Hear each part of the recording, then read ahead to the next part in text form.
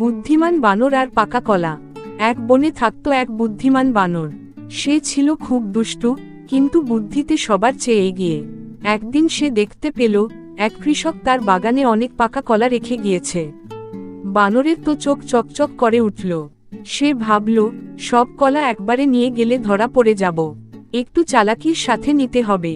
পরদিন সকালে বানর গাছে একটা ছোট সাইনবোর্ড ঝুলিয়ে দিল, তাতে লেখা, এই বাগান আজ থেকে বন কর্তৃপক্ষের নিয়ন্ত্রণে, কলা ছোঁয়া নিষেধ।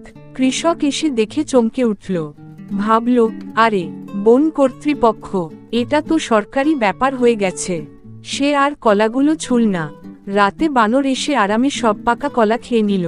পরদিন সকালে সে আবার একটা বোর্ড ঝুলিয়ে দিল, কলা শেষ, আগামী সপ্তাহে আবার দেখা হবে।